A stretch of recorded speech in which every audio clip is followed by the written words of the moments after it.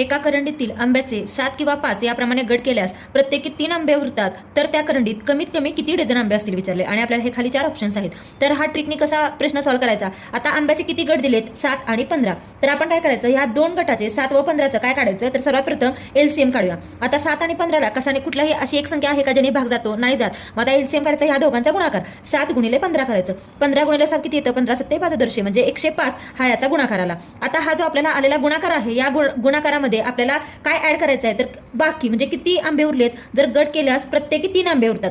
तर ह्या आलेल्या एलसीएम मध्ये हे 3 आंबे आपल्याला ऍड करायचे. म्हणजे 105 अधिक 3 किती झालं, 108. हे एवढे आंबे कमीत कमीत असायला पाहिजेत. पण आपल्याला विचारले काय, आपलं उत्तर 108 आलंय, पण प्रश्नात काय विचारले, करंडीत कमीत कमी किती डझन आंबे असतील. म्हणजे उत्तर कशामध्ये विचारले आपल्याला, डझन मध्ये. म्हणून आता काढायचं कसं, मग 108 भागिले 12. एका डझन मध्ये 12 असतात म्हणून 12 ने भागलं. मग 12 9 108. म्हणजे ह्याचा आन्सर काय आलं, ऑप्शन नंबर 3.